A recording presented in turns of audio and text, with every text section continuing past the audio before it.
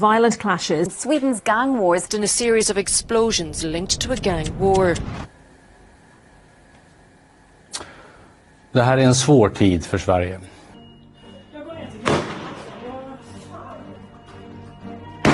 Jag kan inte nog understryka hur allvarligt läget är. Sverige har aldrig förr sett något liknande. Inget annat land i Europa ser något liknande. Less than a decade ago, Sweden had one of the lowest levels of gun crime in Europe. Now, they're the second highest. In Stockholm, gun violence is roughly 30 times that of London. The country is engulfed in a gang war, which is almost entirely run by people with a migration background. Steden's famed welfare state and its lax asylum laws has made it a popular destination for immigrants. Since the 2000s, they've had a steady high number of new arrivals. But in 2015, it peaked at over 160,000. Of these non-Western immigrants, nearly half are unemployed. They are also 9 times more dependent on government welfare. They live predominantly in poor suburbs and are poorly integrated in Swedish society. This is where armed gangs recruit their members. Explosions, shootings, gang crime that's risen to unprecedented levels. This is the rise and fall of Sweden with hindsight.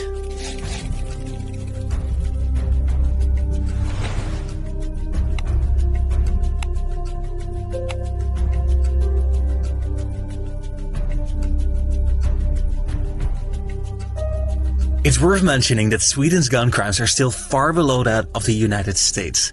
They have an average GDP per capita of $60,000, making them one of the richest countries on earth.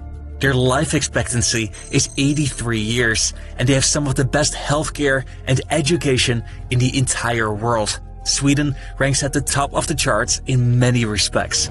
But when it comes to migration, how well immigrants integrate, and how productive they become in society, Sweden is doing very poorly. I'm going to dive into that topic, but first, it's important to shatter the biggest misconception about Sweden. They're often regarded as a social democratic utopia, some kind of third way between capitalism and socialism. And people believe that nations can achieve similar social outcomes by expanding their size of the government. But that would be a misreading of history. Their famous welfare state that's taking such great care of the old, the sick, the unemployed, and a shocking high number of refugees is only a few decades old. Sweden became rich and successful before they adopted their comprehensive welfare system. In the 1870s, their economy was far below Northern and Western Europe, and their average GDP per capita was half that of Great Britain. 3/4 of their population lived off farming, which was an incredibly tough existence in this semi-Arctic environment. They developed a strong work ethic with an emphasis on hard work, individual responsibility, and family values. When the world began to industrialize, Sweden became the fastest growing economy in the world.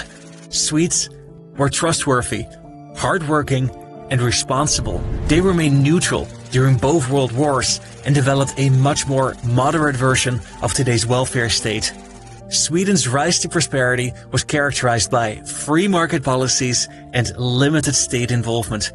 It wasn't until the 1960s that they underwent more drastic reforms to their welfare system. The concept folkhem, meaning people's home, gained popularity.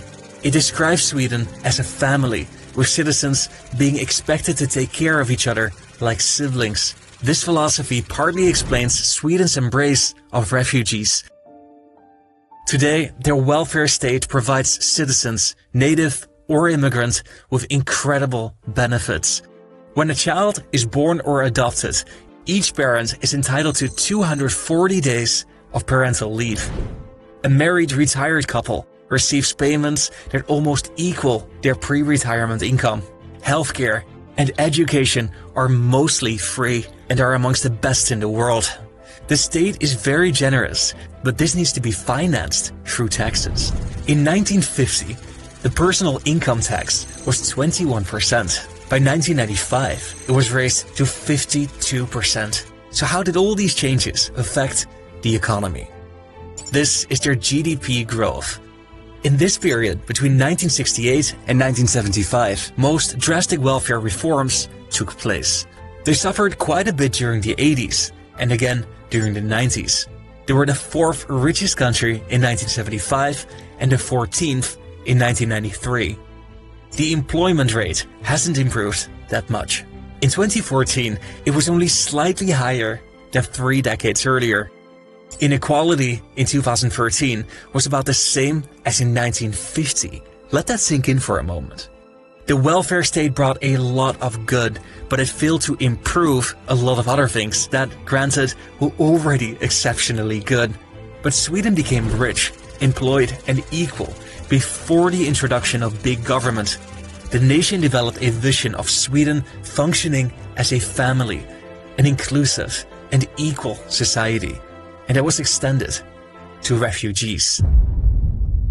In 1987, 3% of the population were non-EU migrants. In 2013, this was already at 12%. And something curious was happening when these migrants moved to Sweden. One study shows that a group of immigrants who fled Saddam Hussein's Iraq in the 1980s and 90s were 2.3 times as likely to have a higher education as a native Swede. But once in Sweden, only 18% of them were employed. They're highly educated and from the upper class, so why aren't they working? In 2004, when the Swedish economy was performing strongly, one study showed the average income of Iranian immigrants was 65% that of a native Swede, whereas similar Iranian immigrants in the United States earned 136% compared to native-born residents. Clearly, migrants in the 80s and 90s were not integrating that well. Sweden's strategy for managing new arrivals was to distribute them throughout the country. The goal was to relieve pressure on the big cities, but what they often overlooked were the local economic conditions. On top of that, about 2/3 of jobs in Sweden are filled through informal means, which is challenging if you do not speak the language and you don't have a social network. All the while, the welfare state was providing for the basic needs and requirements of these migrants. Then in the 2000s, the type of migration changed. More migrants arrived for humanitarian reasons, with a peak in 2015 when Sweden took in 163,000 refugees in only 1 year. Most of them were from Syria, Iraq, and Afghanistan, and were fleeing from conflicts at home.